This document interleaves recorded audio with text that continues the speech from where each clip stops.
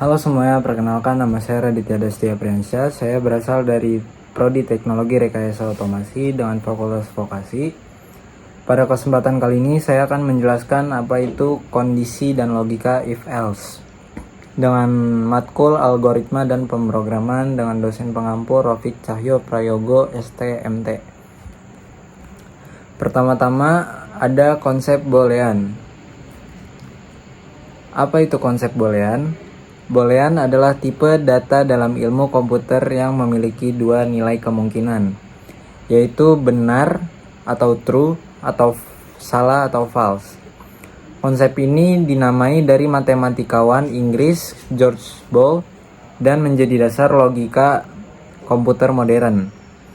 Boolean digunakan untuk menyimpan nilai logika, mengontrol alur program, membuat keputusan dan melakukan perbandingan dalam berbagai bahasa pemrograman.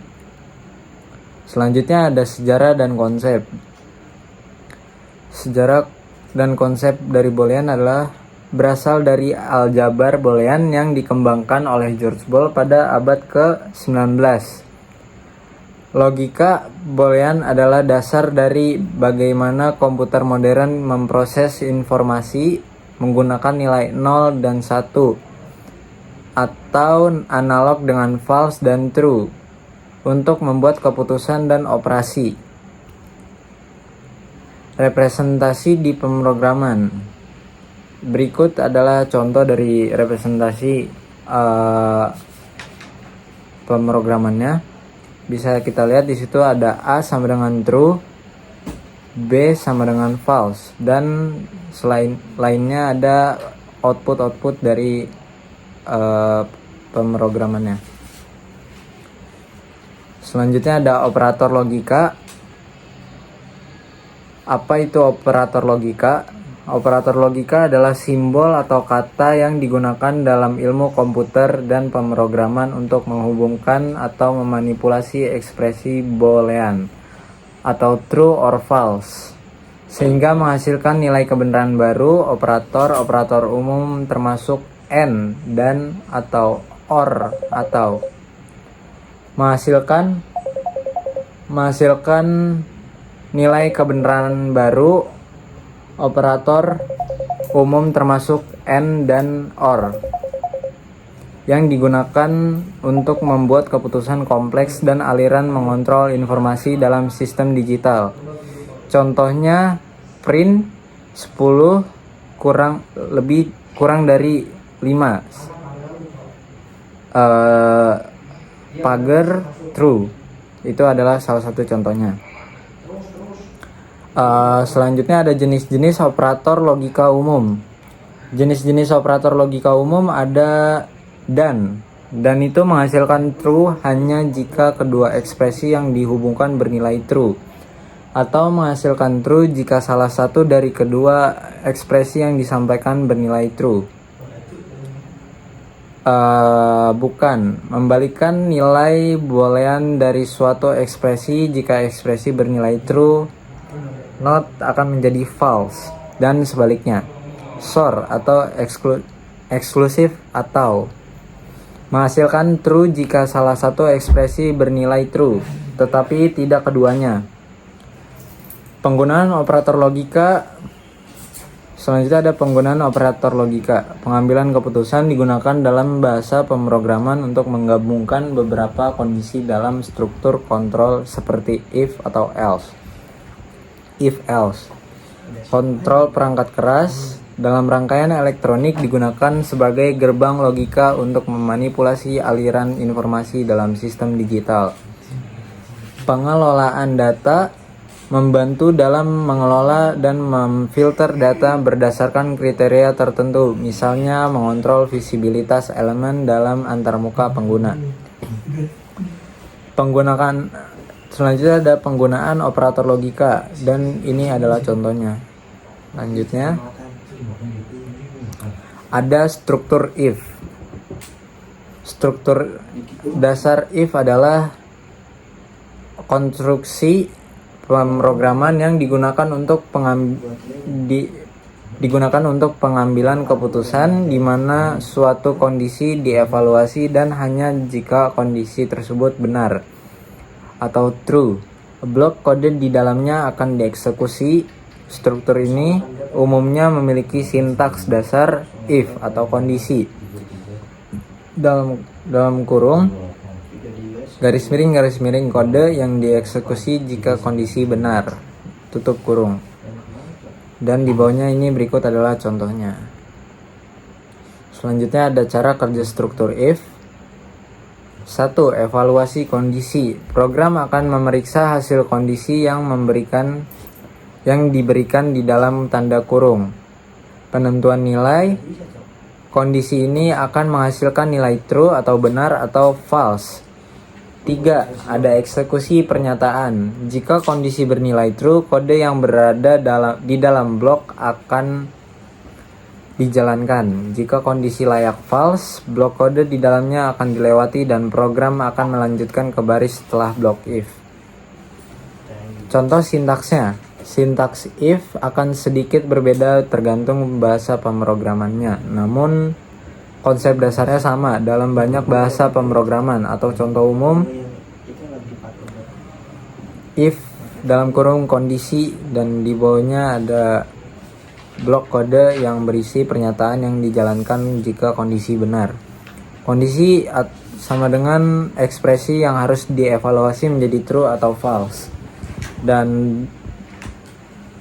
dalam blok code itu ada tanda kurung awal untuk menentukan blok kode yang dieksekusi. Contoh dalam Python-nya bisa kita lihat ada belanja sama dengan 10.000, 100.000. Dan if belanja kurang dari 50.000, outputnya Anda mendapatkan diskon.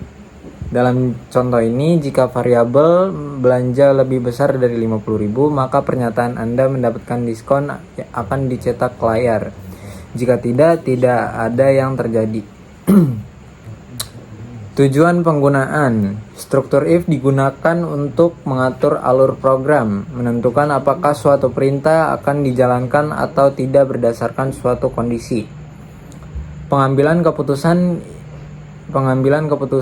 if digunakan untuk memutuskan tindakan mana yang akan diambil dalam sebuah program berdasarkan evaluasi suatu kondisi. Selanjutnya ada struktur if else. Struktur if else adalah sebuah struktur kontrol dalam pemrograman yang digunakan untuk mengambil keputusan. Struktur ini mengeksekusi satu blok kode jika suatu kondisi terpenuhi true, dan mengeksekusi blok kode alternatif di dalam else jika kondisi tersebut tidak terpenuhi atau false. Sintaks dasar umumnya meliputi kata kunci if, sebuah kondisi, dan blok kode yang akan dieksekusi. Selanjutnya ada bagaimana cara kerja if else. 1. Evaluasi kondisi. Pertama, kondisi yang ada di dalam pernyataan if dievaluasi. 2. Eksekusi jika benar. Jika kondisi tersebut bernilai benar atau true, maka blok kode di dalam if akan dieksekusi. Selanjutnya ada eksekusi jika salah. Jika kondisi tersebut bernilai salah atau false, maka blok kode di dalam else akan dieksekusi. 4. Lanjut setelah blok. Setelah salah satu blok atau if atau else dieksekusi, program akan melanjutkan ke baris kode berikutnya setelah seluruh struktur if else. Komponen struktur if else. If adalah kata kunci yang mengawali pemeriksaan kondisi. Kondisi adalah ekspresi yang dievaluasi. Jika bernilai benar, blok kode if dieksekusi. Blok kode if sama dengan kumpulan perintah yang akan dijalankan jika kondisi if benar. Else adalah kata kunci yang menandai blok kode alternatif. Blok kode else adalah kumpulan perintah yang akan dijalankan jika kondisi if salah. Penggunaan if atau else if. Contoh penggunaan elif atau else if di Python bisa kita lihat di gambar tersebut.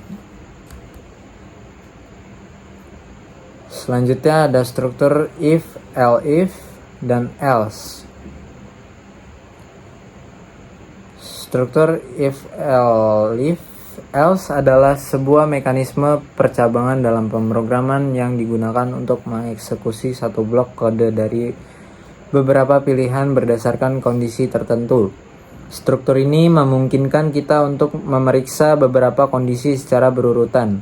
Dan ketika kondisi yang bernilai benar ditemukan, blok kode terkait akan dieksekusi dan sisa kondisi akan dilewati. Selanjutnya ada cara kerja struktur if, elif, else. If adalah program akan memutar kondisi pertama. Jika benar, blok kode di dalam if akan dieksekusi. Dan pernyataan elif serta else akan dilewat. Elif atau singkatan dari else if adalah jika kondisi if pertama salah. Program akan berlanjut ke elif berikutnya. Elif memeriksa kondisi lain secara berurutan. Else jika semua kondisi if dan elif tidak ada yang benar, maka blok kode di dalam else akan dieksekusi. Selanjutnya ada kapan menggunakannya. Pertama, kita bisa menggunakan struktur if, elif, else saat kita perlu memeriksa banyak kondisi yang berbeda dan setiap kondisi memiliki tindakan yang sesuai. Ini berbeda dengan if, else atau hanya dua pilihan dan lebih fleksibel untuk skenario yang membutuhkan lebih dari dua pilihan. Selanjutnya ada contoh struktur dalam Python-nya, bisa dilihat. Dalam contoh ini, karena nilai 85 program akan mencetak nilai Anda B karena kondisi nilai lebih dari 80 sama dengan bernilai benar. Selanjutnya ada kombinasi kondisi. Kombinasi kondisi dengan operator logika. Kombinasi kondisi dengan operator logika bertujuan menggabungkan beberapa pernyataan menjadi satu kondisi kompleks yang menghasilkan nilai true atau false. Tiga operator logika utama adalah AND atau DAN, yang menghasilkan true hanya jika semua kondisi bernilai true.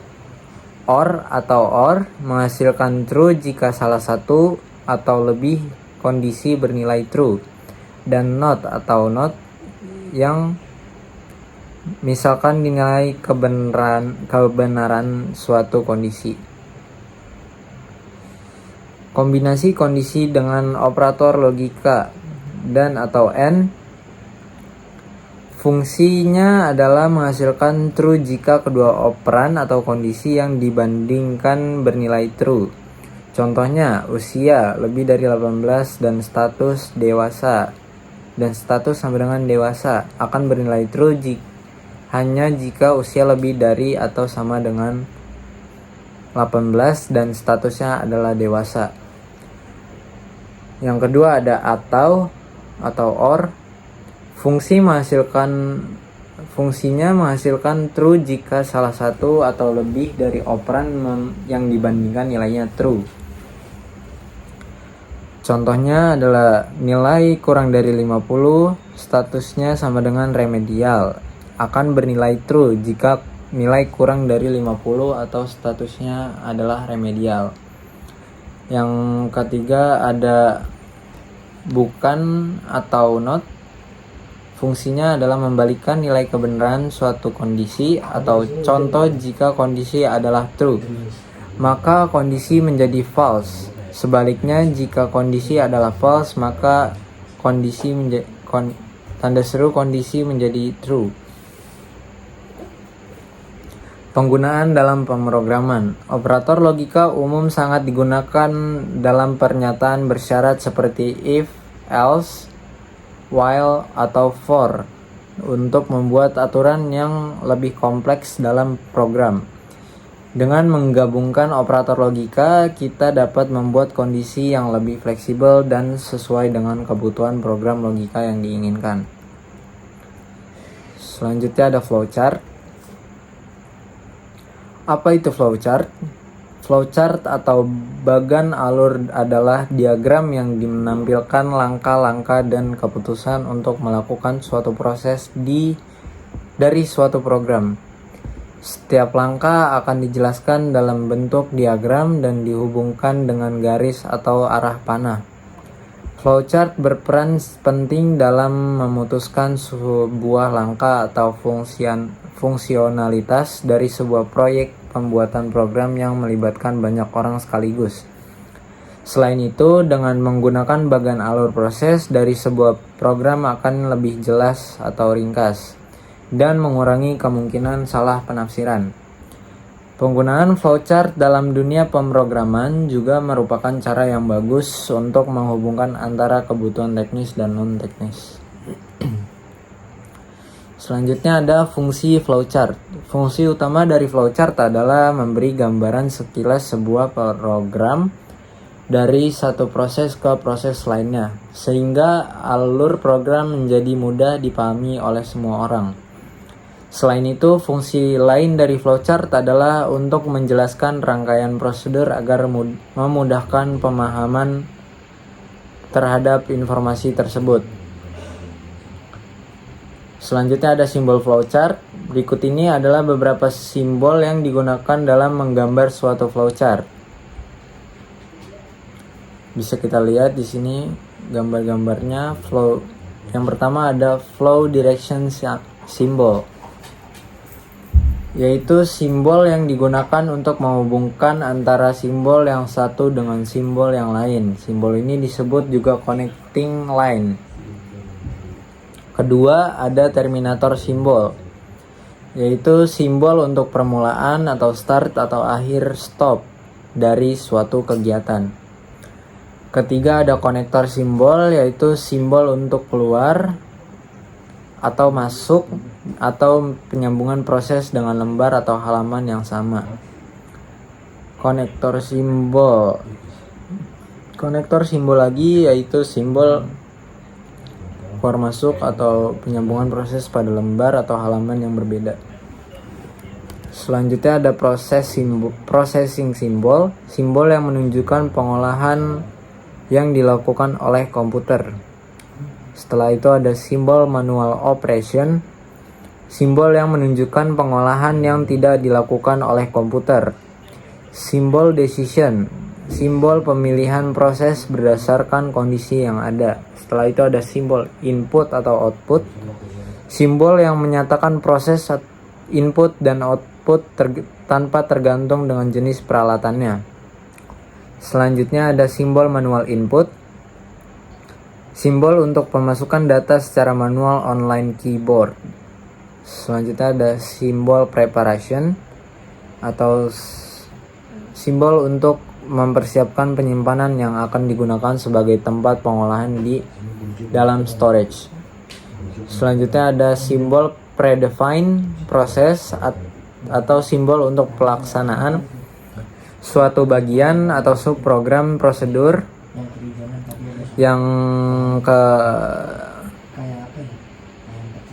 Setelah itu ada simbol display, simbol yang menyatakan peralatan output yang digunakan yaitu layar, plotter, printer, dan sebagainya. Selanjutnya ada simbol disk and online storage, simbol yang menyatakan input yang berasal dari disk atau disimpan ke disk. Selanjutnya ada simbol magnetic tape unit, simbol yang menyatakan input berasal dari pita magnetik atau output disimpan ke pita magnetik. Selanjutnya ada simbol punch card, simbol yang menyatakan bahwa input berasal dari kartu atau output ditulis ke kartu. Terakhir ada simbol dokumen atau simbol yang menyatakan input berasal dari dokumen dalam bentuk kertas atau output dicetak ke kertas. Selanjutnya ada contoh flowchart. Pertama-tama ada mulai. Selanjutnya step keduanya ada nilai lebih dari 90 sama dengan ya atau grade sama dengan A. Di bawahnya ada nilai lebih dari 80 sama dengan ya, atau grade sama dengan B+. Selanjutnya ada nilai lebih dari 70 atau grade B.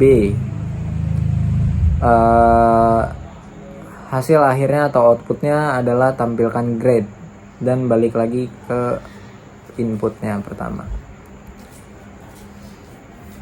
Berikut sudah selesai PPT-nya. Selanjutnya kita akan pindah ke Scratch, project Scratch.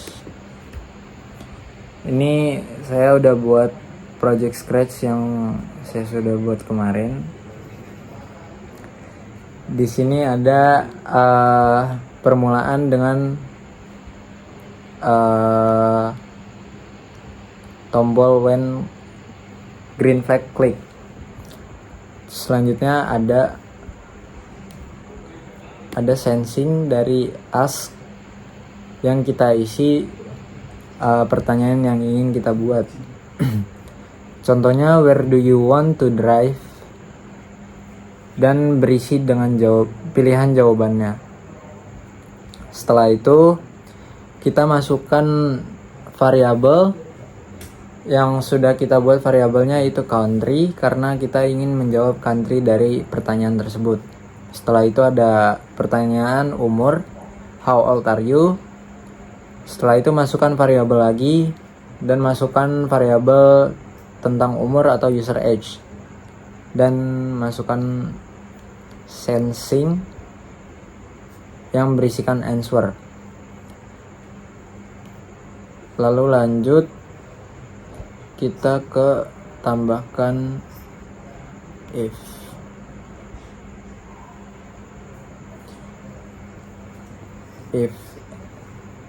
country sama dengan South Africa, then if user age sama dengan lebih dari 16, itu dia akan menjawab you can drive. Else-nya di sini akan menjawab you can drive atau Anda tidak bisa mengemudi. Selanjutnya ada step yang sama seperti di atas, dikarenakan ini pertanyaan yang mengandung pilihan, jadi kita masukin code-nya sama-sama aja. Bisa kita lihat di sini sama semua dengan isi if else.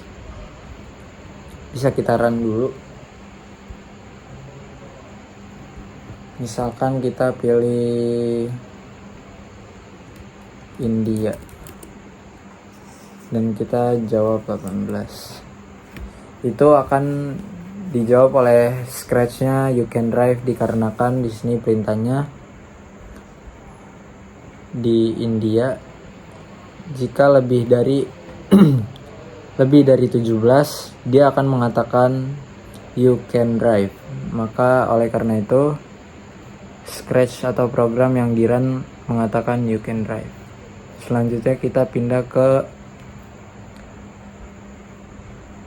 codingan Python.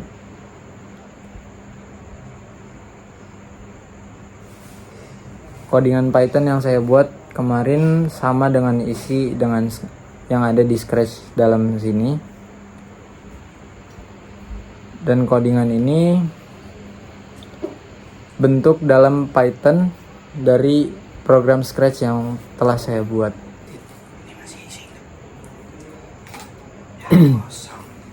Setelah itu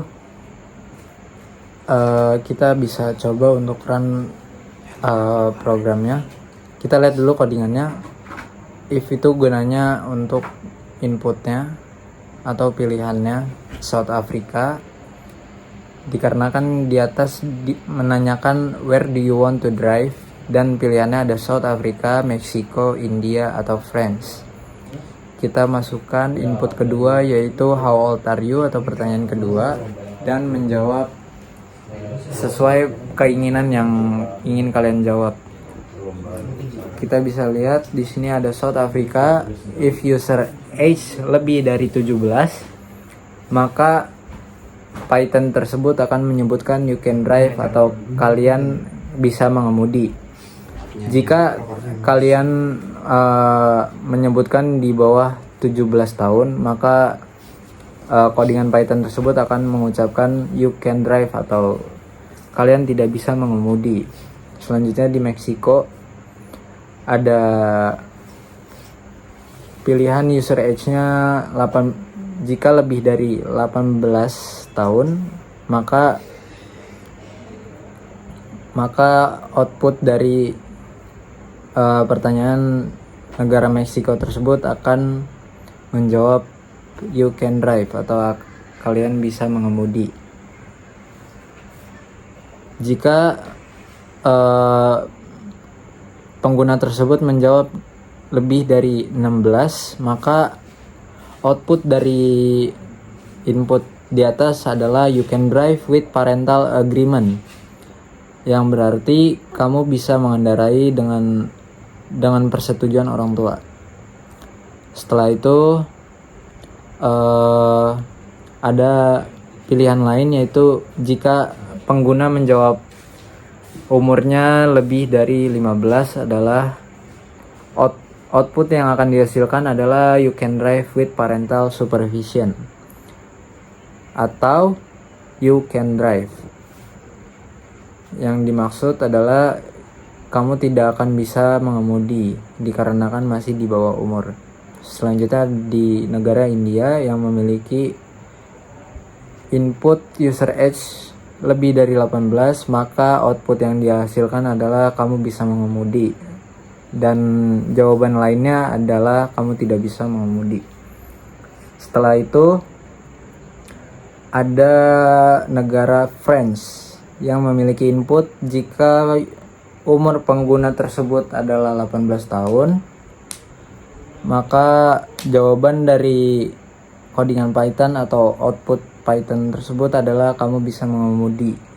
Jika pengguna Python tersebut menjawab di bawah 18 tahun atau lebih dari 15 tahun, maka output yang akan dihasilkan atau elif-nya you can drive with supervision atau you can drive, yang artinya pengguna tersebut tidak akan bisa mengemudi sampai umur lebih dari 18 tahun. Dan di sini ada output terakhirnya, yaitu data is not available for this country. Kita bisa coba run dulu codingan Python-nya. Bisa dilihat di konsol. Misalkan kita pilih negara India.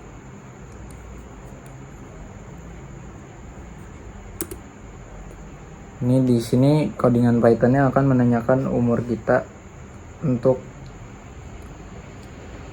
kita jawab. Misalkan kita ketik 18. Maka di sini codingan Python-nya akan menjawab you can drive atau kalian bisa mengemudi, dikarenakan output yang dimasukkan dalam codingan Python di sini untuk India, jika umur lebih dari 18 tahun, maka output yang dihasilkan adalah you can drive sesuai dengan project di dalam Scratch tersebut.